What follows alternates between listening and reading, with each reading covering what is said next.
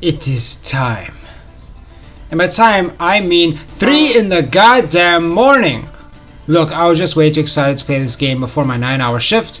Now let's see what the hell I got up to in those 3 hours I played the game. First, it opens up to a text saying the Forbidden Lands is isolated, deserted, with no life, up until me and my crew of hunters, like a group of colonists, decide to come and explore the region. Now, let me give you a brief explanation to the story. We come here to find life, and we find life in the form of an orphan boy named Nata, who we decide to take into our care because we just find him out in the desert, dying. And he kind of escaped dying via, leaving his whole life behind because, yeah. Luckily, he managed to escape, but only by the skin of his teeth. Anyway, we then find a young girl being chased by a bunch of bad dragon-looking-esque monsters across the desert plains. And after one hell of an opening cinematic for a Monster Hunter game, with gameplay included, we are greeted by something I did not expect to see in this game. Lag! I am greeted with lag. Literally, this is only 1 out of 2 or 3 times the game ever lagged, and honestly, I'm 30 hours neck deep into this game, and honestly, I have not had a bad experience at all other than that. Anyway, we are then tasked with finding the brother of the younger child that we just found in the desert, so we decide to hop on our green chocobo and head out, finding her brother at the mercy of a Chatacabra's, tongue? Look, I ain't here to king shame anyone, but keep your war fantasy to yourself. I ain't here to see that, I am here to slaughter! After fighting him as the starting out monster with no small monster lineup, this was honestly a great starting monster. Not too punishing, but if you did just stand there and do nothing, he would obviously lick you to death. But also, it felt natural enough as a starting monster to any new players who had not played a Monster Hunter game before. Next, I find my handler and Yasai hiding in a hole like a bunch of babies.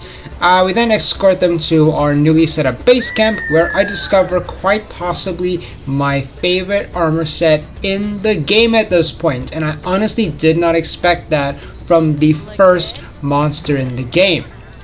I mean, I was expecting something big and bulky like the big Kappa looking thing from Rise. See, and that's just another thing. Whoever at Capcom decided to let both male and female hunters wear each other's armor, you deserve a raise. Look, here is my hunter from World, and here is my hunter from Rise. Do you notice something? They aren't wearing these big, bulky armor sets. I prefer to wear the narrower rectangle-shaped sets, not Dorito-looking like Tiger X or other typical male armor sets. So, with the ability to wear both male and female armor, it is an absolute godsend. Look, I was genuinely debating if I should make a male or female hunter in this game, because ever since Freedom 2 when I started playing Monster Hunter on the PSP, I've always made my hunter try to look as close to me IRL as possible, and I did not want to make a female hunter just to wear the type of armor that I liked. With that mild sexual identity crisis over with, we decide to hold a small meeting among our fellow colonists to discuss where we stand and what we want to do. We need to find Nata's village, and we need to find the White Wraith. But the tunnel Nata used to escape his village has collapsed, just like the mental state of a League player when they start to lose. But before we can even find Nata's village, we have to get Yasai and Nona, the other child that we found, back to their village, and maybe we can interrogate them about Nata's people, possibly their other village people.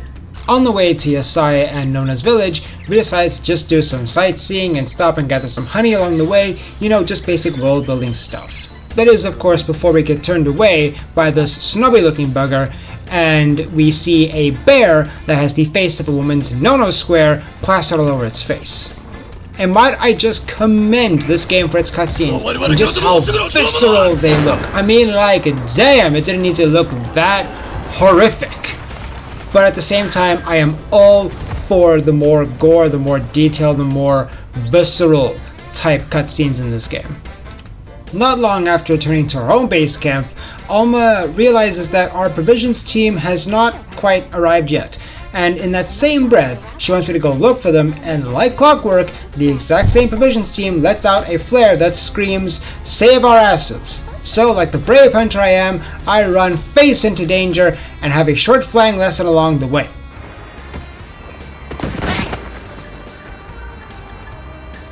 That is right before confronting what I can only describe as a giant flint and steel wielding chicken dinosaur on steroids, which Tofu manages to handle amazingly up until the point he decides to roleplay some Dragon Ball. And just like an anime protagonist getting massive plot armor, Yasai decides to bestow upon us a set of secrets to help keep up with the giant chicken, and between the giant frog and the giant chicken, I think I like the giant chicken more. Just because it's kind of ugly, but in a cool way, Its fight was a nice step up from the frog, and was a simple way to introduce the element of fire into the game without me having to fight, the king of the skies. Also, I did not expect to get chased down by a giant, raging, hormone-induced, female reproduction-faced bear, but here we are. Hey!